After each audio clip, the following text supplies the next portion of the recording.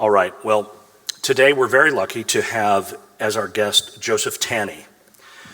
Joe founded Resolution 4 Architecture, or Res 4, in 1990 with Robert Luntz, and since its inception, his 10-person office has been highly acclaimed in residential, commercial, and public realms. In 2003, Res 4 won an international competition for a modern prefabricated home, the Dwell Home. It has been noted by the Washington Post as the highest profile modern prefabricated home in America, and it is considered the holy grail for modern prefab enthusiasts by the Wall Street Journal. In addition to having been profiled in newspapers nationwide, Tanney's work has been featured in popular magazines such as Time, Newsweek, Wired, Wallpaper, one of my favorites, Metropolitan Home, House and Garden, Azure, and Dwell, and media such as CNN, HGTV, DIY, Nightline, the Travel Channel, and the CBS Morning News.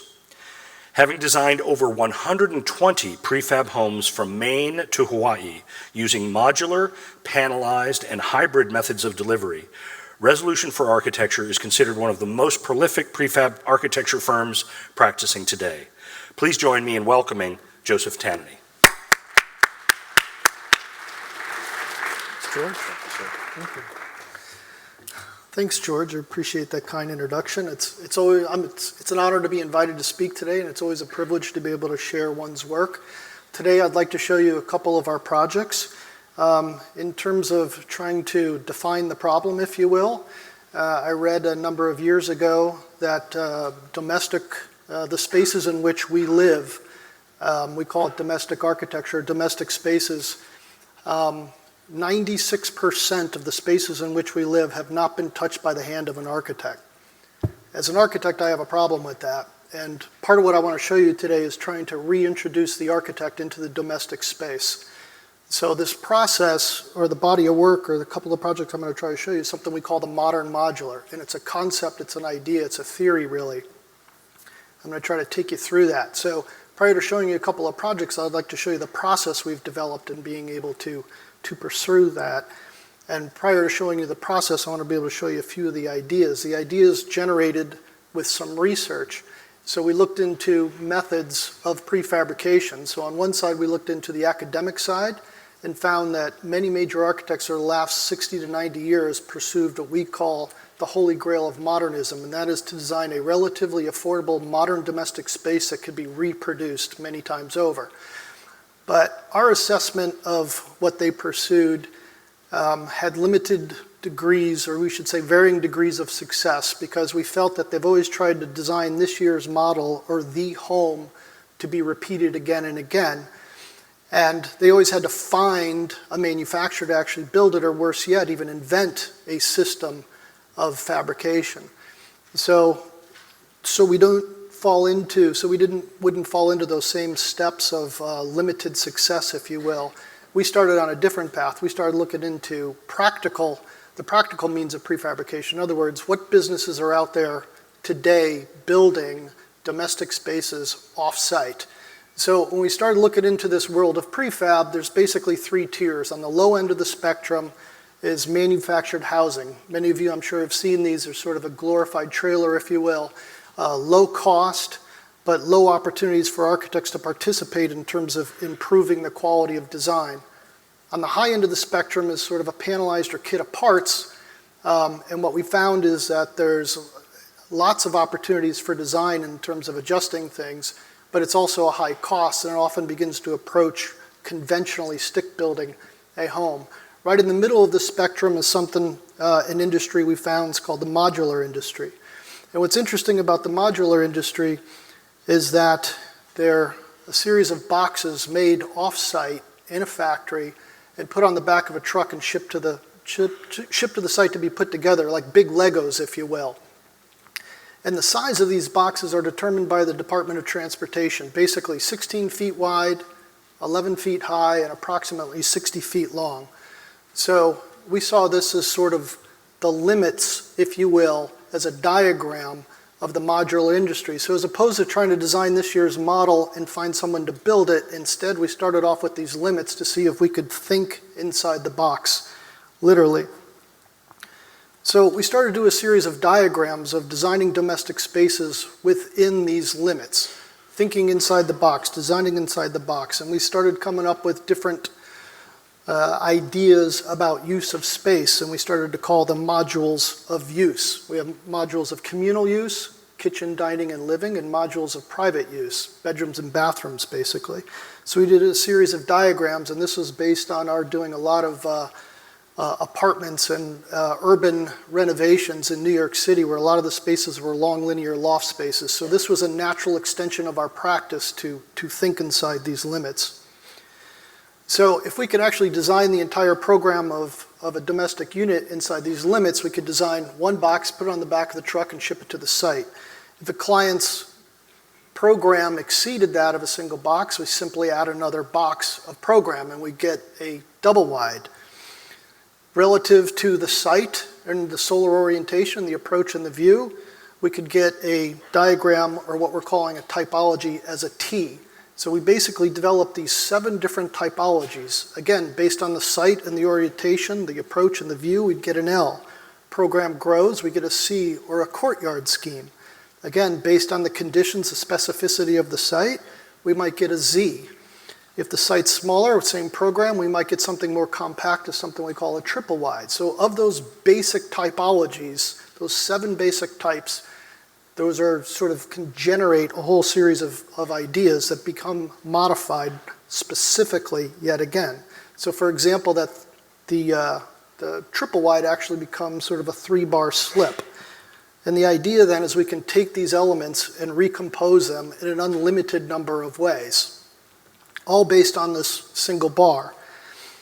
And what it does is it affords us the opportunity to respond specifically to each site and each client in a 3-dimensional massing strategy, and of course the corresponding 2-dimensional plans, all based on these conceptual building blocks we call modules of use. I call them conceptual because these are ideas. These are ideas of designing within the limits, and they're not necessarily modules of implementation that actually someone purchases. So the thing I want to point out is that within these modules of use, they have their own dimensional logic as well.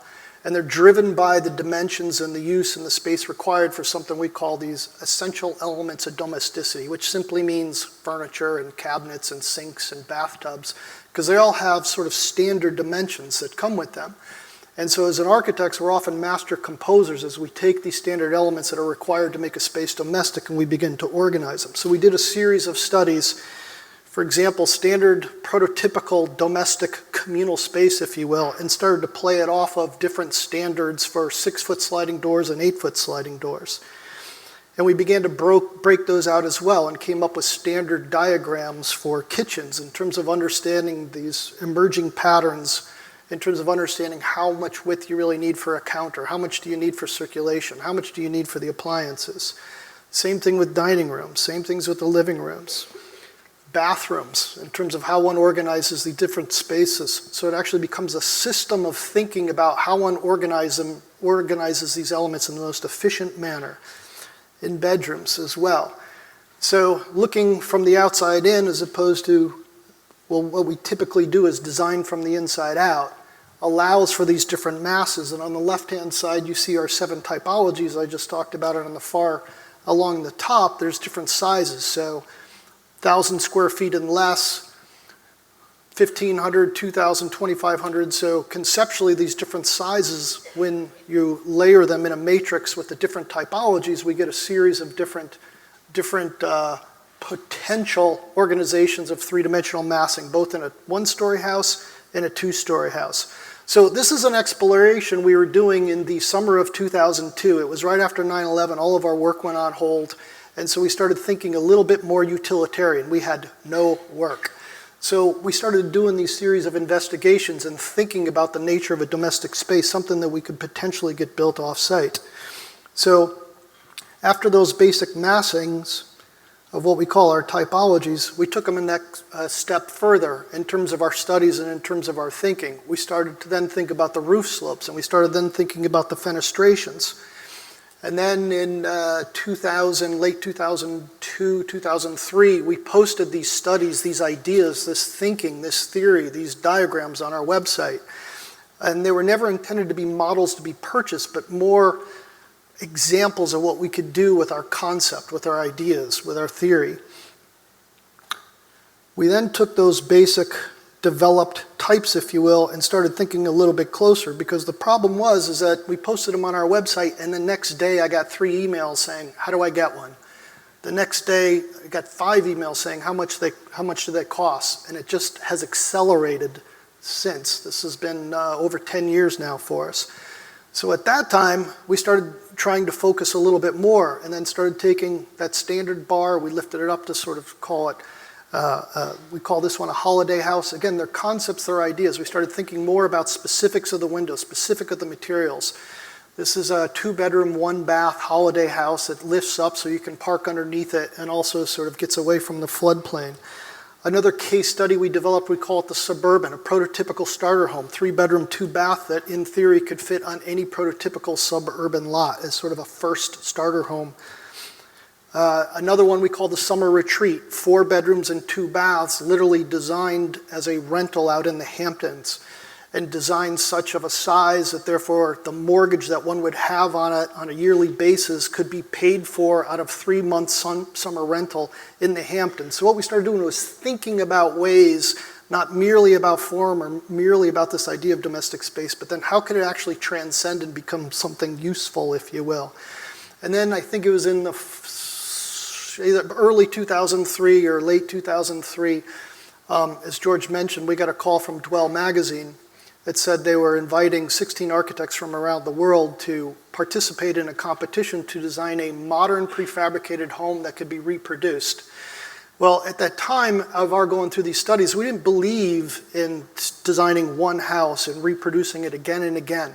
So that's why we've been working on this concept in terms of developing a system that allows us to respond as architects specifically to each client in each site.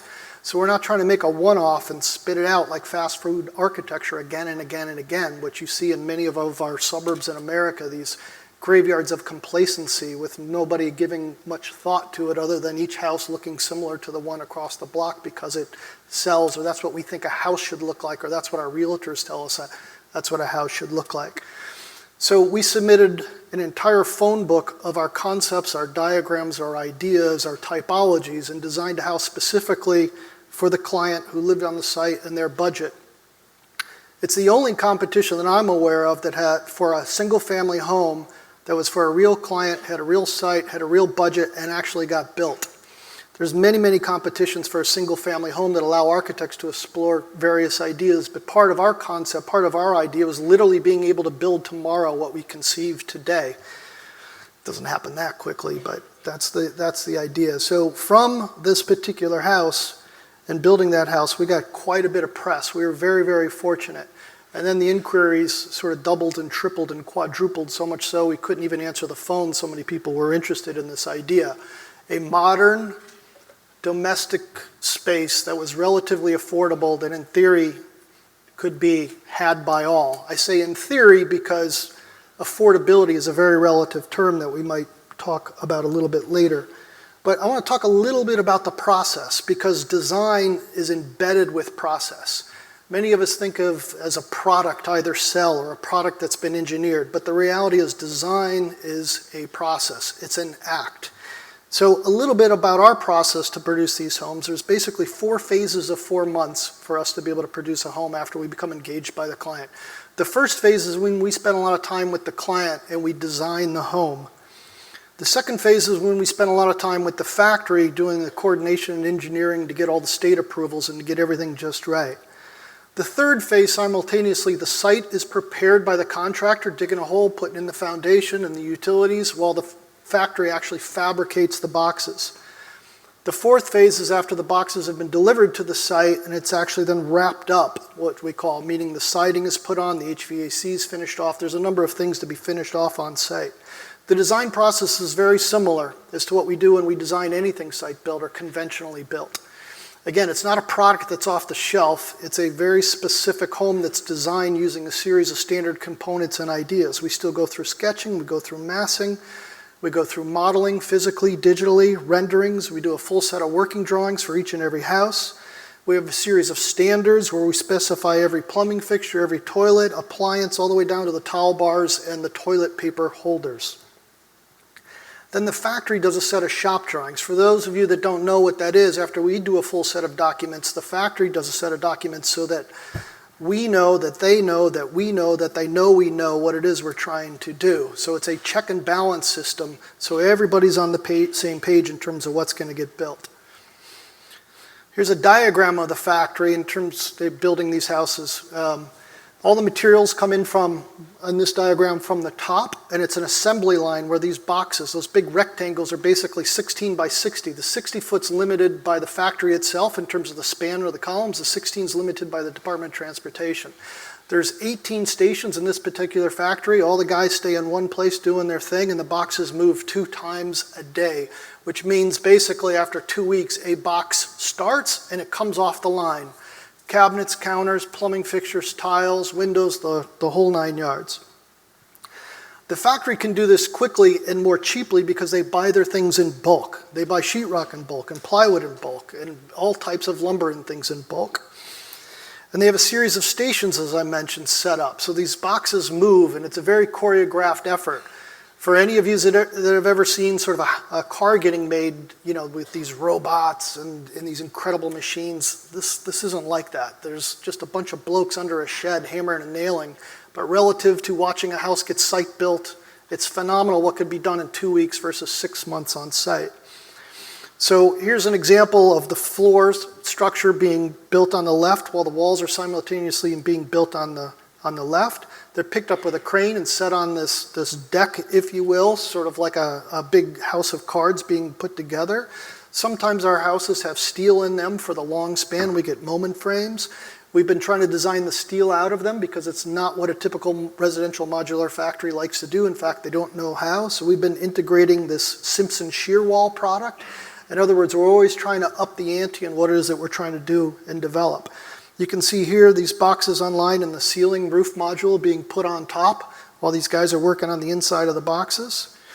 The plumbing goes in, the electrical goes in, the HVAC goes in.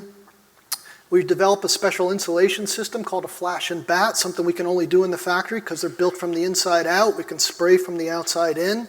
It allows the dew point to stay on the inside of the space. So in addition to design, there's a lot of engineering in terms of thinking about this so the house stays up, it stays warm, it meets all the energy codes and all the wind loads. You can see here the efficiency of the implementation where they're putting in the windows at the same time the guys on the inside taping and spackling the walls. Very, very different on a site-built house. The cabinets are going in, the countertops, the plumbing fixtures, the outlets, the light fixtures, the tile, the mirrors, the toilets. When they go offline, they get shrink wrapped and they put them out in the yard. My team is involved all the way through as the architect. We just don't do a drawing and hand it off. We're involved all the way. We'll go to the factory to check on progress, answer any questions. You can see my team here. They're checking out the framing. Just note the weight distribution on the feet. So they're actually under this little roof module having a discussion about the different ways in which these things are framed. Different factories use different methodologies in terms of moving down the line. In addition to modular, as George mentioned, we've also done a lot of panelized. On the left is an open 2x6 frame, and on the right is a SIPS panel, which means a structurally insulated panel. So it's actually structure and insulation in and of itself. It's filled with solid styrofoam, and it makes a super greenhouse. Some of you may have heard of passive house ideas. This is one way we employ those. We've even used prefabricated concrete foundations that are fabricated off-site, trucked to the site, and put in as a series of panels. This is an example of a panelized house going together. Again, it's like a house of cards. You see the kit sitting on the truck there. It's a stairs and some other components. And although we've built a couple dozen of these, sort of historically, any of you have heard of the Sears houses that have been built? The sort of panelized kit of parts is a trajectory of those where you buy the entire kit and then assemble it on site.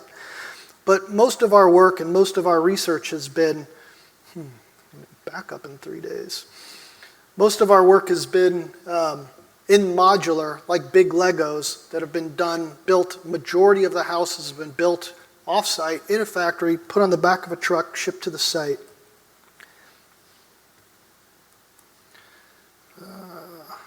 So some of the locations, sorry about this, guys. My computer's gone a little buggy. Some of the locations are rather remote, and we've had to find alternative ways to actually get them there. The example that you see behind my notice of telling me I got to do some backup is one that we actually put on a barge, built it in Pennsylvania, took it to New Jersey on a port, put it on a barge, shipped it up the East River all the way to Martha's Vineyard. And you can see the boxes here on the barge being pulled up with the tugboat. The white in the water is ice. This photograph was taken in February. You can see the Statue of Liberty in the background. This is taken from the Brooklyn Bridge. This photograph is also from Brooklyn. You can see the Brooklyn Bridge here, Woolworth Building, Governor's Island, Statue of Liberty, actually Ellis Island, Governor's Island. Keep looking to the left.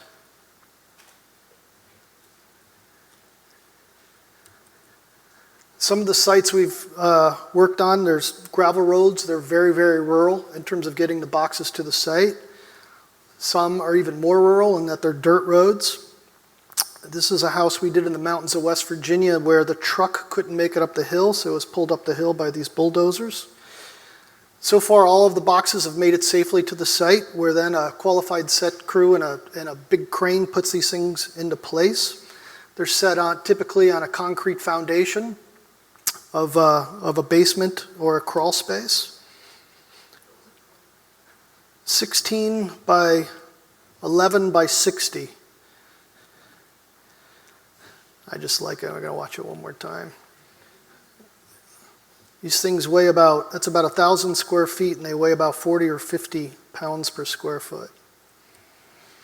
So then these big, strong guys put them into place with these tie ropes. Sometimes these guys are really, really strong. They're set on foundations. Sometimes they're set on piers.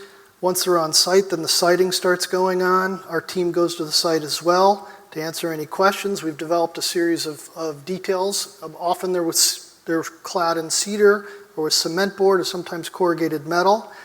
We've developed standard details for brise-soleils and entry awnings and carports and garages and pool houses and trellises and outdoor showers and cable rails and decking. So there's a series of standard details, both interior and exterior, that we've been developing. I show this image. This is very standard for the materials we use in the bathroom. It has glass subway tiles. It took 2 weeks to build the house and took another 2 weeks just to tile the bathroom. So the factory asked us never to specify that tile again. I will close on this image then, say a little thing about sustainability. All of our houses are designed to LEED standards. But one thing we employ quite a bit is solar photovoltaic panels and also geothermal. In other words, the solar panels leverage the constant energy from the sun. Geothermal leverages the constant energy from the earth. We've completed half a dozen houses now where it's actually a co-generational system, so one leverages the other. And the houses are producing more energy than they actually consume. So imagine if every domestic space in America actually produced more energy than it consumed. I mean, it would completely change our economic policy, our energy policy, our foreign policy. It would have a major impact on our lives. So I think we'll close on that one. Thanks, guys. This is, for an architect, this is like one of the most interesting possible topics. As you alluded, and you know I share your view that one of the ultimate goals of modern architecture in the 20th century was to find a way to house lots of people in healthy, efficient, well-designed housing at an affordable price. Yes. Modern architecture has mostly failed at that. And actually, I'm reminded of Dana Cuff's excellent book on Los Angeles called The Provisional City, in which she highlights a number of reasons why that failed from a practical standpoint over the decades. And it's fascinating because each generation had a different reason why it wouldn't work, but they're all interesting. You talked a bit about how you guys kind of came to this, which is interesting because it's like so many things, kind of an accident. The recession happens. What was the building type, and I think I know the answer to this, but what was the building type that you guys did a lot before you got into prefab that made this transition less tricky than it might have been? We did a lot of lofts, a lot of renovations of lofts in New York City where many of the spaces were long and linear. Right. So we were given parameters in terms of what the floors, walls, ceilings, and that was it. That's all we were able to respond to. Plumbing was in a particular location, the windows were in a location, we couldn't respond. Right. So as I mentioned, it's a natural extension of our office to design and think inside the box, design within Right. inside the box. What's not to like about, in this age of everybody wanting to think outside the box, what's not to like about thinking inside? I don't think we do enough of that. In other words, understanding what our constraints are and using our discretion within. It seems that we're trained, we're educated to always be thinking outside the box to break into something new, which I'm not against, but in architecture often we're taught, architecture is we're on a constant edge of a revolution, where we were talking a little bit before. I don't think architecture so much in terms of if we're really going to push the discipline as much of a revolution as an evolution. Right. And therefore, ultimately there needs to be some level of resolution for it to occur. Right. Well, we have to solve the problems that have been pretty well defined. And first understand what the problems are. Yeah. So, Well, touche. And that's what everybody in this room is working on this week is articulating and being clear about what problem it is you're trying to solve. So can I just add to that just a little bit? So we were talking about this a little bit before. So I like to put it in terms, as architects we're taught, I think we're taught, and all of us in the university are taught to be critical thinkers. And to be critical thinkers to me is the same way of sort of considering and pursuing a theory, which basically has four parts, right? The first is an observation. So we're having a hard time with the assignment. Mm-hmm. First, it's to make an observation, right? And then use your critical thinking skills to assess or analyze that particular observation. And then you begin to consider what the speculation based on that analysis. And ultimately, you put forth a proposal. One puts forth. And then you need to test it. And the only way we've evolved modern architecture, evolved history, evolved housing, evolved the nature of our education, civilization, mankind, is by then testing what it is that we put forth. And how we test it is by observing what it is we've just done objectively, and then begin to analyze what it is we just did, and then begin to speculate once again, and then once again put forth. It's a constant evolution of what it is you need to be practicing, as opposed to just putting something on the table and saying, ta-da. So our education's that way, our housing's that way, our architecture's that way, our lives are that way. Mm-hmm. No, it's true, and of course everybody in this room will recognize the direct one-to-one parallels between your observe, assess, speculate, put forth, and test, and our own empathize, define, ideate, prototype, and test. Yep. But both are cycles, as you Yes. say, and if one learns nothing else in this class, I suppose it is the cyclical nature of innovation, that it isn't a thunderbolt, but it is a process. It's a process. Right. It's an ever-evolving process. Right. It's the journey more so than the end in terms of those discoveries. Well, let's get into some of the, first of all, I appreciate the way you kind of framed this for us, but sort of between the trailer at the low end of this prefab spectrum to the very customized, panelized kit of parts. You guys have done a little bit of that, Yes, we but have. the bulk of your work has been in modular. Yes. So let's focus on the 16 by 60 and the taxonomy of 7 types that you guys came up with, which is just sounds so much like something architects would do during a recession. Let's resolve to continue to go to the office. We have no paid work. What are we doing? Yes. Yeah. But that's great. It's funny you bring that up. Sorry to interrupt, but right after 9/11, I saw on your bookshelf the modular. Mm-hmm. Yeah. And Corb was pursuing the notion of the modular as the Nazis were marching on Paris. So Right. they continued to meet and pursue these different ideas, which is absolutely bizarre, but Well, I just thought I'd make that note. No, it's true, actually. I skipped over, my good friend Anthony Flint just published a new book on Le Corbusier, in which it's sort of more of an accessible biography than the sort of books that we would have known. Yeah. For those of you who don't know, Le Corbusier is a very, very famous Swiss-French architect who is probably one of the three greatest architects of the 20th century. And some consider the father of modern architecture. yeah, I mean, there's. Some. I think this is the wrong audience to Right, have that 7-hour conversation with, but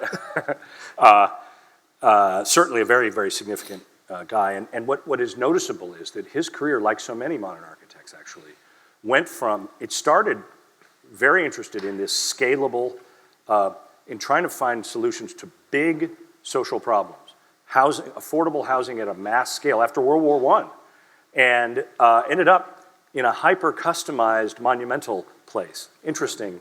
Yes.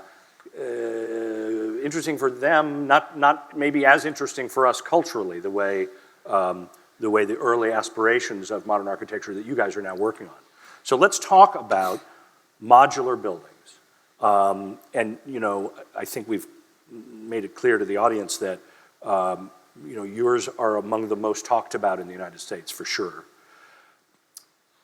Let's talk about the limitations, because I share your interest in innovation coming from really understanding what they are. At the very first level, it's dimensional, right? So 60 by 16 by 11. Wow, okay, that's a real concrete thing. Nobody in your office comes up and says, by the way, Joe, I was thinking, it'd be a lot cooler if it was 17 feet wide. That's just not a conversation that is going to be had. That's true. So what are the limitations within, once you accept the dimensional limitations, what are some of the other limitations that you find in designing modular stuff? You must hear this from your clients, like, I'd like to do X. Well, we can't really do X. We can do a lot of other things, but we can't do. Well, we often say your options are limited only by your budget. Yeah. So one of the reasons why we do this is that it's a higher value proposition than building conventionally on site. And there's a much higher level of predictability, both Right. in time and money. Right. So in other words, our efforts have been so far, the majority of our efforts, most of our work has been for single-family homes for private clients, individual homes for private clients.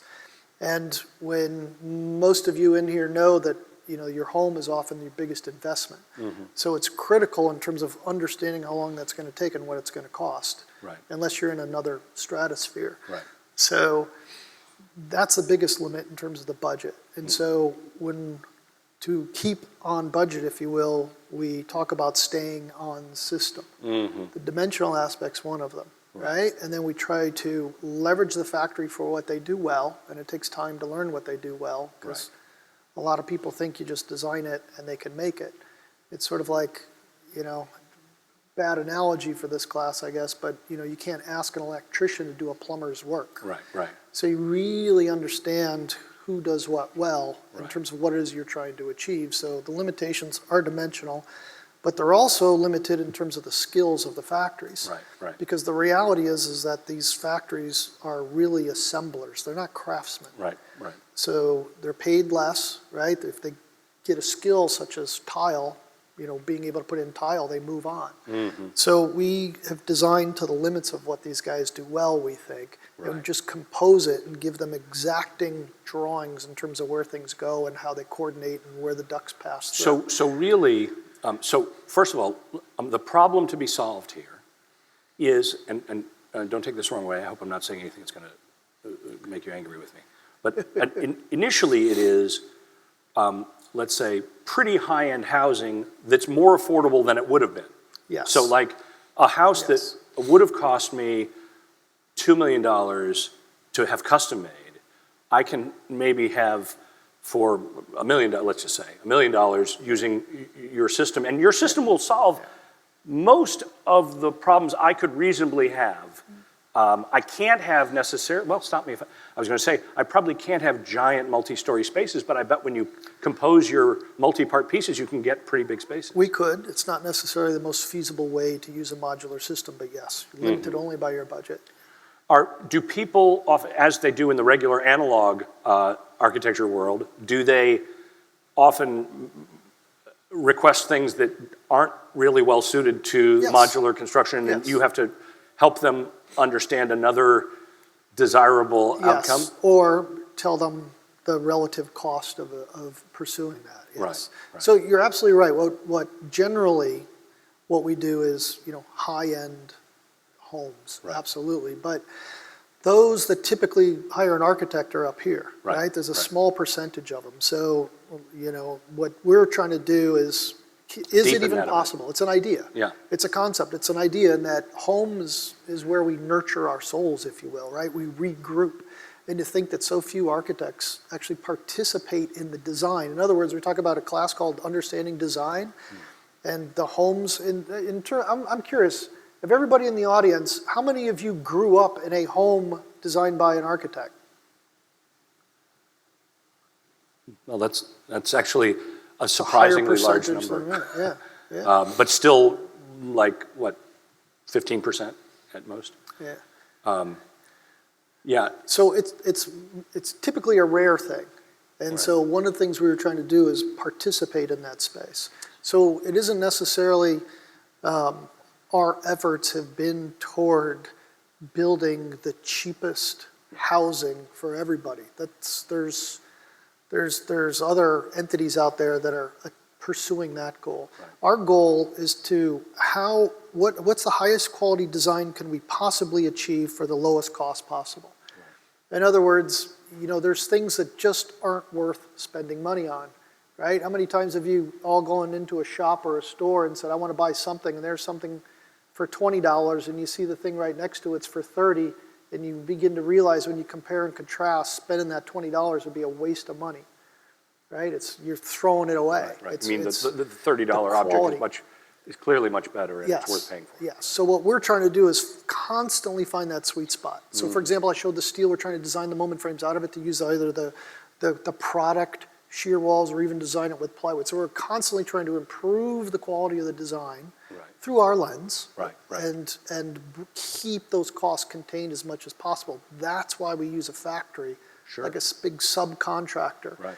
Other entities that are participating in this space are trying to sell boxes to make a profit.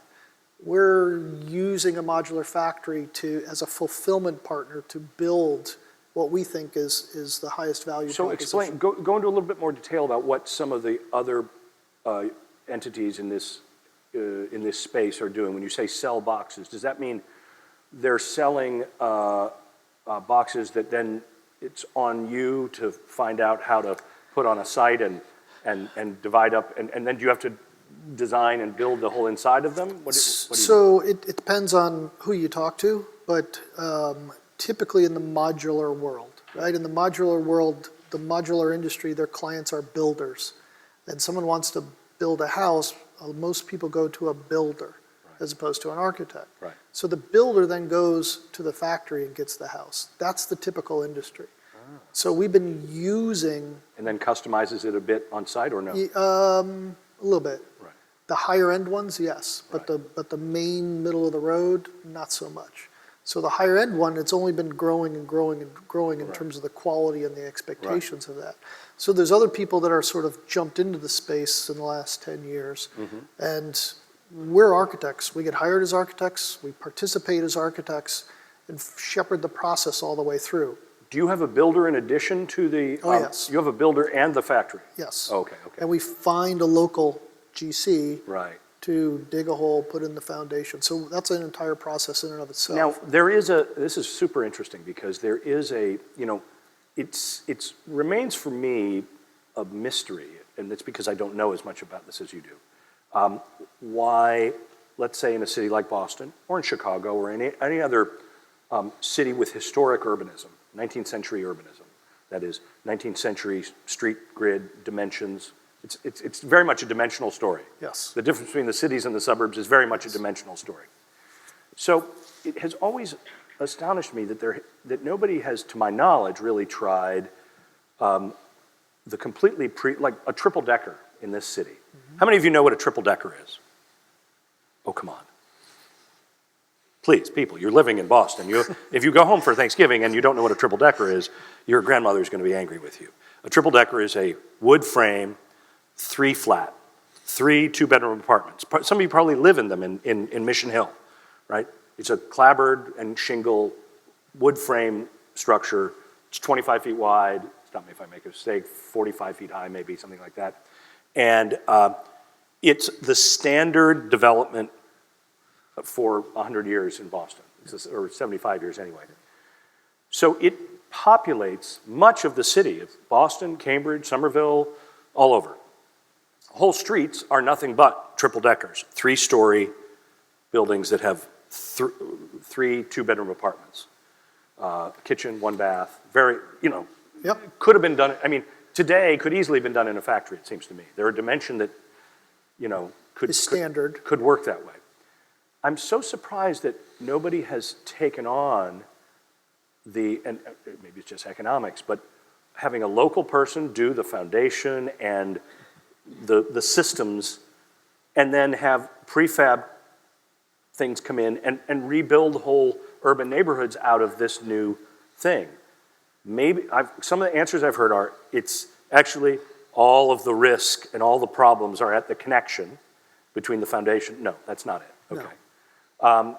Then I wonder, why do you think it hasn't? Is it unions? Is it construction unions opposing it? So there's lots of reasons, right? Especially in a dense area, or even Levittown, where it's the same again and again and again. Right. And even today, where Toll Brothers builds the same houses with slight variations again and again and again. Right. They don't use a modular factory because they do production building right on site. Right. So what we've learned is it's just as efficient, if not more cost effective for them to build one foundation than the next and the next and the next. So the assembly line methodology is still there, but it's done right on site. So they don't need to take on the extra weight of real estate of a factory and ship it, because those developments are done in various locations. Okay. In terms of replacing the missing teeth, I didn't get to, is going to actually show it. We've done one in the Bronx. Mm-hmm. So the standard typology, we have built one there. So in terms of replacing these missing teeth, I think it all depends on who the clients are and what their interests are. I believe it's an opportunity. I still think it's an opportunity to build off-site is an opportunity that has yet really scratched the surface. Right. We should say missing teeth for this audience isn't going to resonate. In traditional cities where there are freestanding buildings all in a row, all of the same type, sometimes 1 or 2 have burned down or been torn down for whatever reason, and they end up being like missing teeth in a mouth. It's an empty lot where a house once was. A lot of our work is replacing these missing teeth, if you will, sometimes more urban and many times they're tear downs, because we have found it to be more cost effective to tear down. If the house was built in the 50s, 60s, 70s, 80s, it's more cost effective to tear the house down and replace it with a new modular than it is to renovate. Because what happens once you get in there, you begin to realize the windows, they're not efficient enough, the mechanical system's not efficient enough, the insulation is poor, much less changing any of the design. Typically, master bedrooms we need more storage. Right. The communal space, the kitchen needs to be larger. There's never enough closets. So there's some of today living that just doesn't work in terms of renovating, by the cost of getting in there and retrofitting these things to today's standards, in our experience, cost as much as replacing. Well, what's interesting, we think about the house, the private house in the United States, and it is a very different problem in the different settings, both economic settings but also physical settings. When you talk about building the so-called dream house up that road that you have to drag it up by the bulldozer, so the husband and wife, they say, honey, we're going to finally build our dream house. Now, from my years as a more active architect, I recall that the biggest problem in that enterprise was a couple of people are going to realize that they've been married for 25 years and they don't have the same dream. But let's put that aside. It's part of the design process for sure. I remember those conversations like they were yesterday, and they're, in retrospect, hilarious. You know, people have been talking about this one thing that they're going to do together for all this time, and then finally they get to do it, and they have completely different views on it. But putting aside the humor of that, the rural setting where the house is engaging with nature and the aesthetic and cultural views of its occupants versus the city is a completely different enterprise, because the aesthetic enterprise, the economic enterprise, the regulatory enterprise in the city is a completely different problem. Yes. So my question is not whether you have done infill missing teeth projects, which I'm delighted to hear that you have, and I think that's a great thing, but the most promising thing, it seems to me, in this pursuit of the Holy Grail, is the aggregation of prefabricated housing, of which Levittown is a close example, even if it's not exactly right. But are there any examples, either by you or by others, of communities of prefab with an intentional urban outcome? In terms of higher density? Yeah. Multifamily? Multifamily or even single family, but the idea of making a community out of this new product. Because we make a community out of stick-built stuff every hour of every day. Stick-built, we mean, is built on site. Conventional building. So the modular industry grew out of the manufactured home industry, which grew out of the trailer. Mm-hmm. And the trailer... Which grew out of wartime production, I guess. And also, what's the most cost-effective, smallest thing we can build? It's nomadic, right? To be the most efficient, lowest cost for shelter. Right. And so that grew into, the manufactured home, which then evolved into modular. What's interesting about modular, though, is that it adheres to all the local codes, right? Mm-hmm. And the methodology by which it's built, you can customize it. Now, that said, the existing modular residential industry in America is predominantly wood frame construction, geared up. The factories are tooled up to build single-family homes. Mm-hmm. And the business aspect of that is to bottom feed off of each other to create the cheapest house possibly, cheaper than the other modular industry, all while aspiring to the aesthetic of Toll Brothers. So that's where the industry has been, and it took us a long time to find a factory that was interested in listening to us, because their sort of motto is, if it ain't broke, don't even bring it up. Don't even think about it, because they execute. Basically, they show up and they do and they leave. Right. There's not a lot of thinking. There's just a lot of executing. Right. So the industry has been rather incestuous and has not grown very much. Now, that said, since winning the competition, right, and there's been other sort of, let's say, events that have thrown more gasoline on the fire of modern prefab, or reintroducing the architect. It's an old idea. It's been around a very long time, and it has these ebbs and flows in terms of interest, right? So there's been a sustained interest now for 10 plus years in this space. Architects keep on getting involved.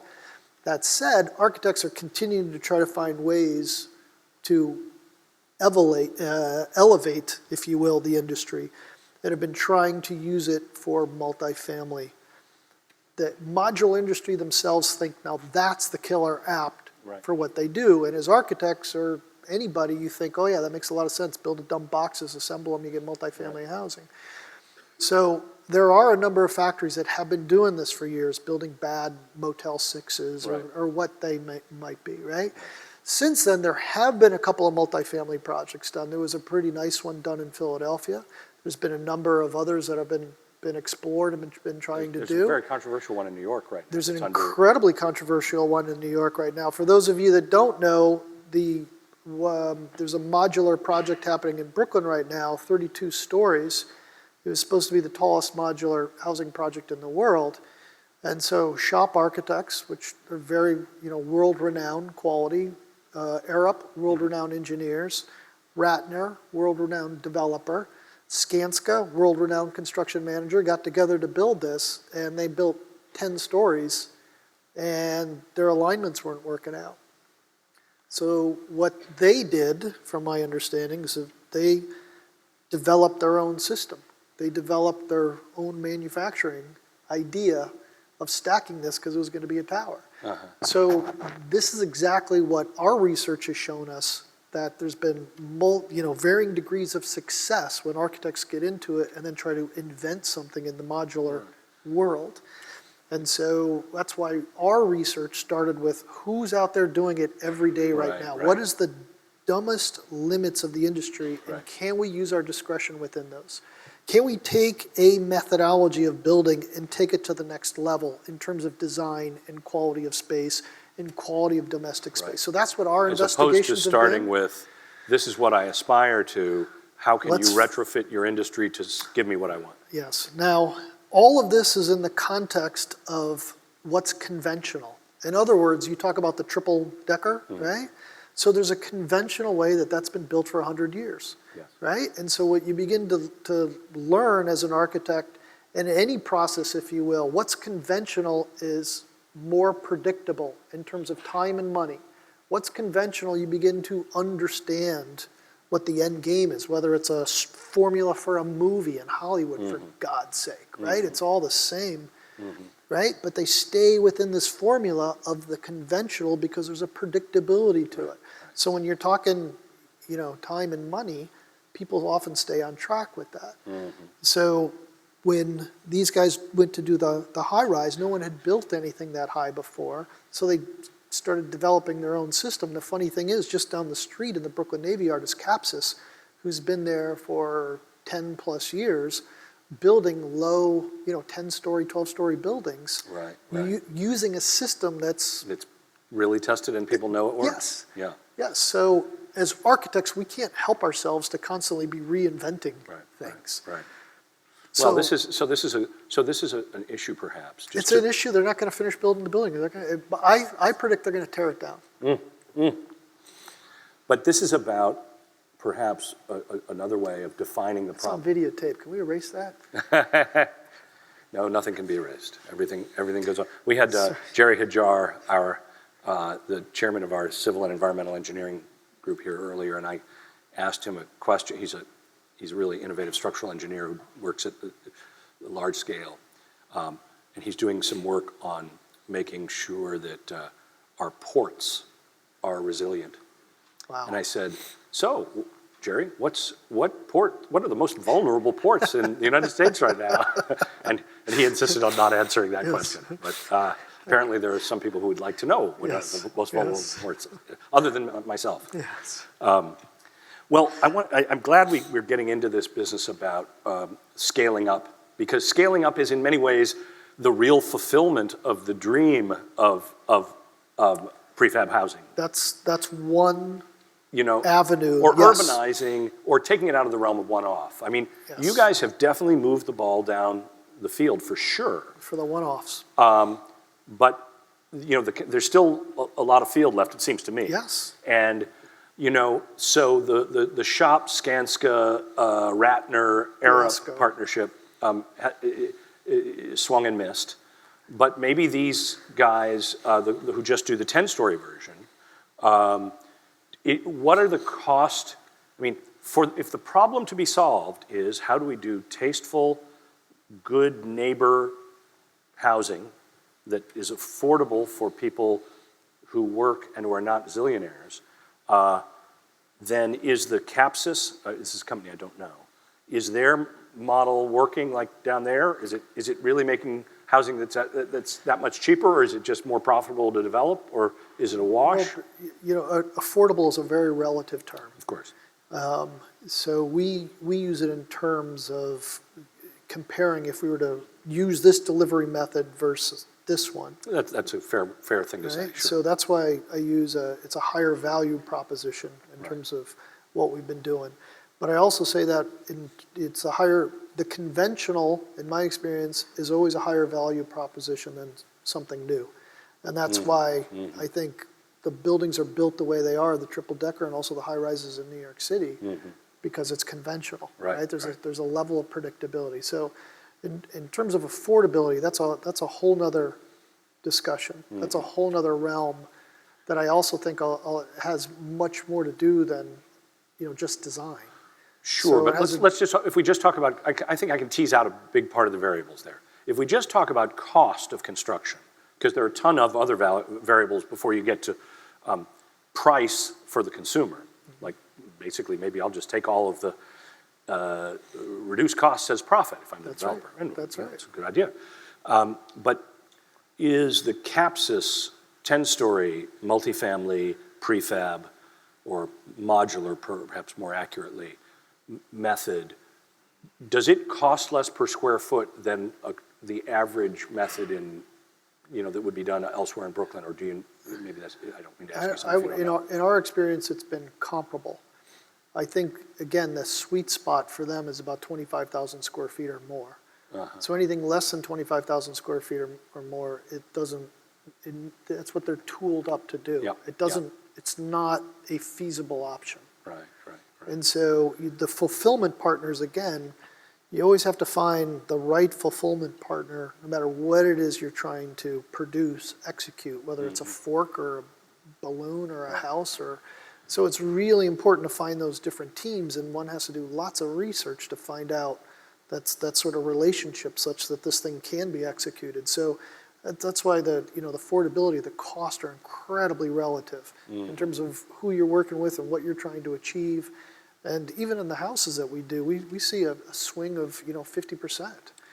So you said 2 million for 1 million. Well, sometimes it's 500,000. Sometimes it's 1.5. Right. Sometimes we're going in trying to do a $500,000 house, and we could do it for 350, and with the other GC down the road, it's 750. Well, and sometimes I imagine, even if it's close to the same price, the construction quality that you can get executing in the factory, because you've designed it to do things that the factory does well, might very well be higher.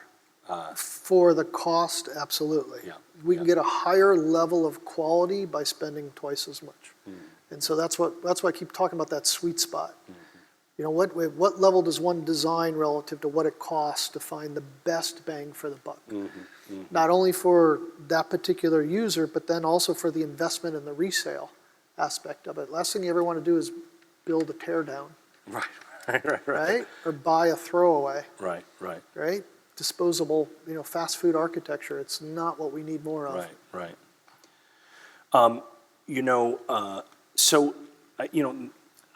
The last question that I wanted to get at, which seems like it's the core question for prefab, is, and it's going to be a continuum, I think. I don't think the answer is going to be all black or all white. But how much of what you guys do, and I hope you can maybe cite some, I hope you won't feel badly about maybe citing some examples of some other folks like, that operate in a different slice of this space, but how much of what you guys do is custom versus truly scalable? And I say that having heard, along with everybody else, that you have what seems like a very clear taxonomy of parts, not only of types, but then of finishes and of materials and the way I can customize this. I guess I can do almost, you would like it if I can do every bit of customization within your systems, right? In other words, that I choose from a drop-down menu of the different. Yeah, we don't do it that way, but go on. Okay, well, how much of the work is custom and how much of it is truly, let's say, scalable? Like, are there, the starter suburban home, let's say, have you done multiple ones of that? We've never done the same house twice. That's an idea, right? So the 2-story with a saddlebag. We came up with these various names just in-house so we could talk about it. Right? And of all the houses we've done, they can all trace a lineage back to, like evolution, back to, okay, these 7 basic typologies. Most all of them are hybrids. So it's a way of thinking and developing as opposed to just not talking. We're designing and testing and thinking, right? At multiple evolution, at multiple, aspects. So one could say that the concept and the idea that we have, this thing we call the modern modular, is completely scalable because it's where we are now, having done how many we have, and we're still in business. Yeah. How's that? So that is one level of scalable. If you talk about, when you use the word scalable, are you talking about volume? How many can one actually do? Well, I guess what I'm talking about is it's the scalable. And in comparison to what? Well, it's the scalable, repeatable nature of prefab. Let me say, so one of the things I didn't talk about when I was talking is this notion of mass. Prefabrication has always been about mass production. That's something I haven't even talked about yet. We don't believe in it for the single-family home or for domestic space. We believe in mass customization, which means we're using delivery methods of mass production, but in a very specific way. So it's much more analogous to maybe more of the digital world as opposed to the analog world. So it's a conceptual way of thinking, and we're not trying to repeat at all. Now, what we do is we get clients because they see something and they can relate to it. So what's scalable about it is they can look and they can relate to these various things. And the clients we get, that's sort of the last thing they want is that year's model. Yeah, well, to know that, oh, wait a minute, we went to go visit that, and those, This is really interesting though, because when you think about the many kind of designers that we've looked at in this class already, a lot of the things, cars, software, other products. The whole idea is that you put a tremendous amount of design energy into this thing. We're going to spend hundreds of thousands of hours getting the ergonomics right, because when we get it right, then we're going to try to move a million units. So what we've done is we spent all that energy into developing a system of design. We have developed a system, a design methodology. That's our product. And it's not a product, it's a process. It's a way of thinking. It's a concept. It's a theory. And we've put all this energy and effort into that, which is the design methodology that attempts to leverage existing methods of residential prefabrication that allows us as architects to respond to each client and each site specifically, therefore allowing us to produce an architecture, to create an architecture of single-family homes for more people in more locations for a higher value proposition and a higher level of predictability. One of the reasons why only 4% of our domestic spaces are touched by the hands of an architect is because, think about it, you're going to hire an architect, so, think about if you're an architect, you're going to start a business, I'm going to go to the bank, I'm going to say, I want to borrow some money, what are you going to do? I'm an architect, what are you going to design? I don't know, because that's what we're taught in school. It's a process, it's an ever-evolving process, but you never know the end. The end, right? So, I want to borrow money. How much? Well, I don't know how much to borrow. I don't know what it's going to take me. I don't know what it's going to look like. And I don't know what it's going to cost. That's, the business aspect of architecture quite a bit. So what we're trying to do is create some sort of channel avenue that allows us as architects to reintroduce ourselves into the domestic space.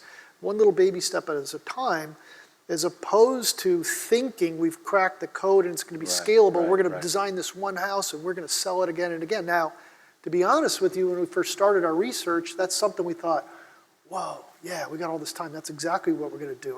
Our the business is, no one's building anything. It's after 9/11. Everyone is on hold. There's no single work. Let's come up with this concept and maybe we could make a lot of money at it. Once you actually start doing the research, critical thinking, this notion of making an observation, doing the analysis of that observation, creating, begin to speculate based on that analysis, and then put forth, and you continue to repeat it, you begin to test and question those things that you're thinking about, and that's how you get this evolution and you begin to grow. So maybe what you've actually designed is not a new kind of house, but a new kind of architecture practice. Perhaps. A way of thinking about the production of an architecture. I think that's actually... It's a design methodology. I'm learning that at this table. We've designed a system of design. That's what we've done. It allows us to respond specifically. So you go in and choose. Now, are there certain refrigerators we prefer, and dishwashers, and siding, and particular details, and door jambs, and hardwares, and locks, and shower heads? Yes. Right. Because it's something that we've been using for 20-some odd years, and we think, you know what, this is the highest value proposition of this particular thing. I think you think I thought negatively of the pull-down menu item. Not at all. I mean, the idea that something is thought through in a systematic way is fabulous. That But that's so, yes, but the reality of design, it's much more of a responsive aspect, right? So it's a process that isn't such a linear thing where you could just choose this and choose that next, choose. Each affects. Instead, the process is more like this. It's a cyclical relationship where you're getting closer and closer and closer and closer. And at the end, it's linear because there is a nature of time. Sure. The actual decision-making process, does It's a this. cyclone, but at the end, it's a freight train. Yes. So again, it evolves into some level of resolution, some element at the end that is often perceived as a product, thus these various entities trying to jump into the space and create a business. Well, but what's different fundamentally about architecture, whether the way you do it or even the way others do it, and especially for this class, is that it's not just the customer that has a voice in this, actually. Especially when it comes to urban building, there is history, there is a context, there is a typology of the city, of the place, and this is one of the many reasons why we haven't had maybe as much success in prefab in cities yet. I hope that we will. It seems promising to me. I think there's an opportunity. It has to be done. There are so many bad urban buildings designed today by architects, I'm sorry to say, that it's sometimes breathtaking how many new ways architects can find to kind of wreck what should be a really easy problem to solve. And, you can find this any place where there's a go-go economy. And we may disagree on this, but I have advocated for a long time for Boston to have a bunch of pre-approved types that if you want to build quickly, then you should go with one of these that are mostly designed for you. They're almost impossible to screw up. Now, if you want to do your own thing, it'll take longer and therefore cost more in terms of time and money. But, the city should have a default set of like how to do a bullnose building, how to do one at a residential corner and so forth, everything else being equal.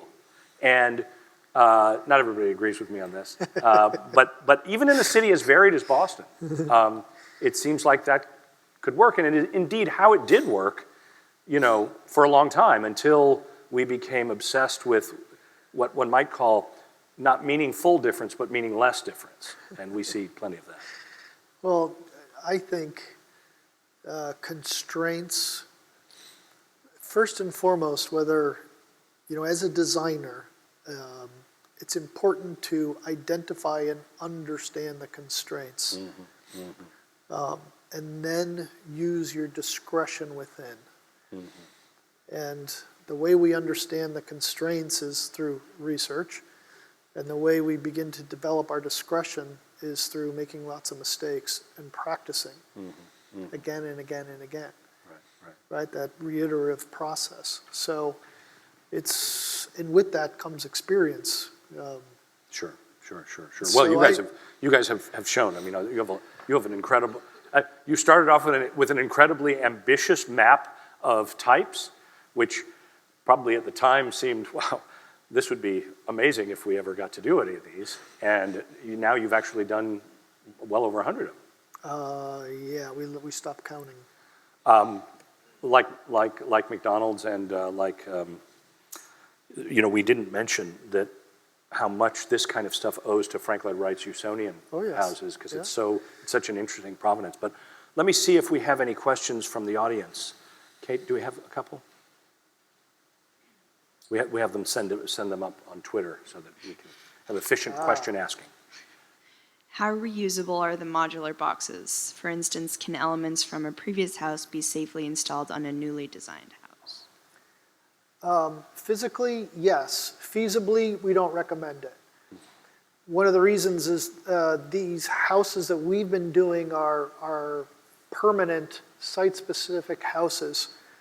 And the way the boxes come together structurally, environmentally, for the energy, for the highest quality of efficiency, to keep the water out, just the technical aspects of assembling these things so it's a very efficiently performing domestic space.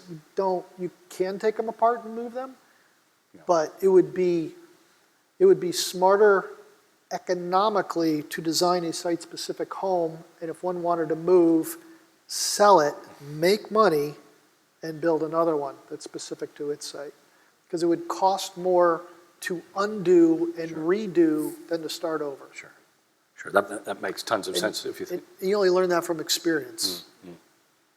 But if you think about, there are lots of machine-made things that, think about how expensive it is to buy your car, and then how expensive it would be for the body shop to build your car. 10 times different, I would say. Like, you know what I mean? Or more. how about buy a car and then take it apart? Right, and then have the Build body shop another car. rebuild it. Right. Yeah. We'll have one more. While prefab housing is more environmentally conscious and saleable, what is the life of these structures as compared to on-site built housing? Just as long, if not longer. I mean, they're site-specific, and these are designed and built to the highest quality standards we know today. So compared to anything that was built 10 years ago, I'm pretty confident it's going to outlast it.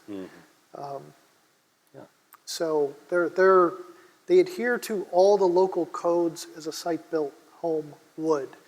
Again, we're operating in the specifically talking about the modular industry. And again, to build them, an inspector comes to the factory 3 times a week. So there's a whole series of checks and balances to be sure that these are built to code. The same way the building inspector would come to a site-built thing, Yes. checking the rough plumbing is okay. Yes, all of those things. So it all needs to be approved. So we have certain standards for ourselves that we design to. In terms of, something we talk about very often is this notion of efficiency. Efficiency of use, which means the design. How efficient can we design the home so it only takes as much room as it actually needs to take? Right. So it works well, not any more and not any less. The efficiency of implementation. So that's why we use a factory and build off-site, because that's where a lot of things cost, because it takes a long time to build. So the quicker we can build it on the site, the quicker we can build it off-site, limits the amount of time on-site. So the efficiency of use, which is design, the efficiency of implementation, which understanding how it's actually built, and ultimately the efficiency of performance. How well does it conserve energy? How little energy does it actually take to use, and how little energy was used in the making of it? I want to finish with one last question. I'm looking to design a circular house. Can you help me? Thank you, Joe, very much. Thanks, really George. a pleasure. Thank you. You're not very efficient. The efficiency of use of